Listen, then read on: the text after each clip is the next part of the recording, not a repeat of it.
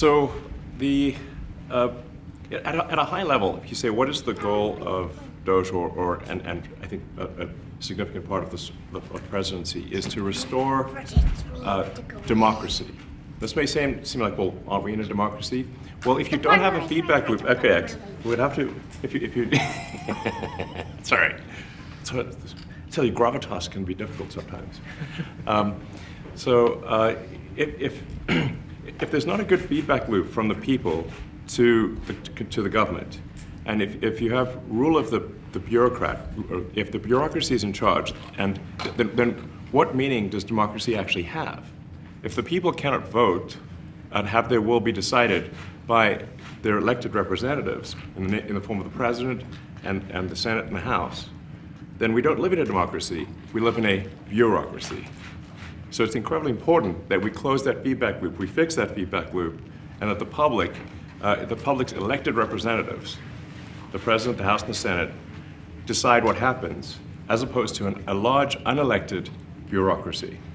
This is not to say that there are good people who are in the federal bureaucracy, but you can't have an autonomous federal bureaucracy. You have to have one that is responsive to the people.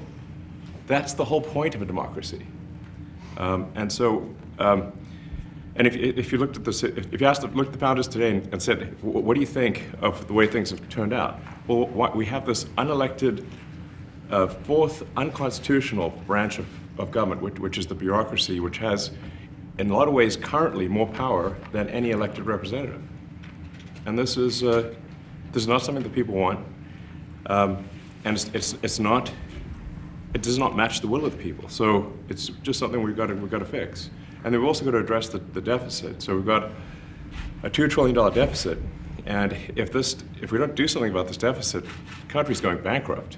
I mean, it's really astounding that the interest payments alone on the national debt exceed the Defense Department budget, which is shocking because we spend a lot of money on defense. And if that just keeps going, we're essentially going to bankrupt the country. So what I really want to say is, like, it's not optional for us to reduce the federal expenses. It's essential. It's essential for America to remain solvent as a country, and it's essential for America to have the resources necessary to provide things to its citizens and not simply be servicing vast amounts of debt. And also, could you mention some of the things that your team has found, some of the crazy numbers, including the woman that walked away with about $30 million, right, etc.? Well, we do find it sort of rather odd that there are quite a few people in the bureaucracy who have ostensibly a salary of a few $100,000, but somehow manage to accrue tens of millions of dollars in net worth while they are in that position, which is, what happened at USAID. We're just curious as to where it came from. Maybe they're very good at investing, in which case we should take their investment advice, perhaps. But there seems to be mysteriously they get wealthy. We don't know why. Where does it come from? And I think the reality is that they're getting wealthy at the taxpayer expense. That's the honest truth of it. So, we're looking at, if you look at, say, Treasury, for example, basic controls that should be in place, that are in place in any company, such as making sure that any given payment has a payment categorization code, that there is a comment field that describes the payment, and that if a payment is on the do not pay list, that you don't actually pay it. None of those things are true currently. So the reason that departments can't pass audits is because the payments don't have a categorization code. It's like just a massive number of blank checks just flying out the building. So you can't reconcile blank checks. You've got comment fields that are also blank, so you don't know why the payment was made. And then we've got this truly absurd, a do not pay list, which can take up to a year for an organization to get on a do not pay list. And this, we're talking about terrorist organizations, we're talking about known fraudsters, known aspects of waste, known things that do not match any congressional appropriation, can take up to a year to get on the list, and even once on the list is not used. It's mind-blowing. So what we're talking about here, we're really just talking about adding common sense controls that should be present that haven't been present. So you say, like, well, how could such a thing arise? That seems crazy. When you understand that really everything is geared towards complaint minimization, so then you understand the motivations. So if people receive money, they don't complain, obviously.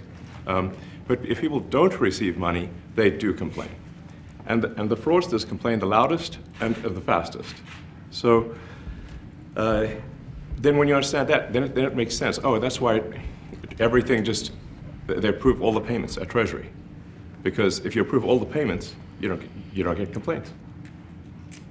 But now we're saying that, no, actually, we are going to complain. If money is spent badly, if your taxpayer dollars are not spent in a sensible and frugal manner, then that's not okay. Your tax dollars need to be spent wisely on things that matter to the people. I mean, these things, like, it's just common sense. It's not draconian or radical, I think. It's really just saying, let's look at each of these expenditures and say, is this actually in the best interest of the people? And if it is, it's approved. If it's not, we should think about it. So, there's crazy things like just cursory examination of Social Security, and we've got people in there that are 150 years old. Now, do you know anyone who's 150? I don't. Okay. They should be on the Guinness Book of World Records. They're missing out. So, that's a case where, like, I think they're probably dead. It's my guess. Or they should be very famous, one of the two. And then there's a whole bunch of Social Security payments where there's no identifying information. Well, like, why is there no identifying information?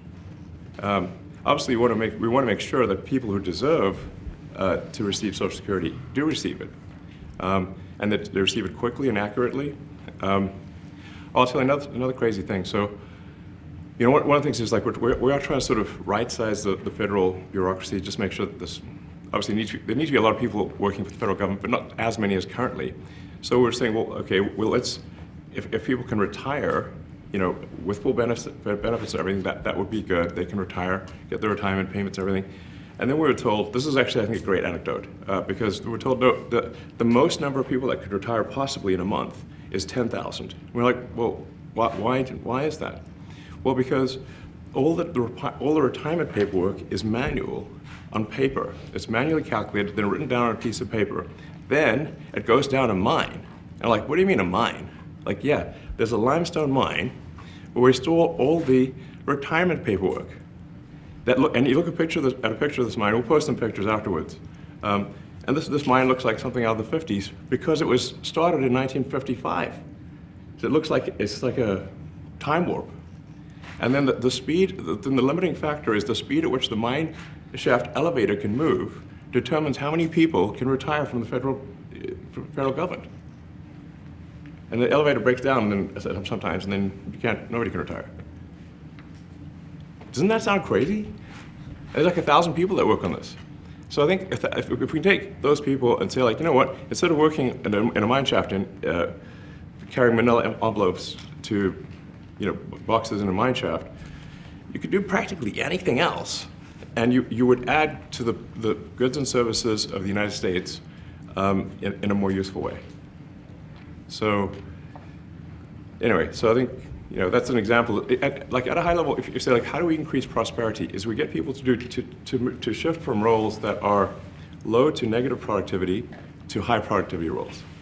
And so you increase the total output of goods and services, which means that there's a higher standard of living available for everyone. That's the actual goal.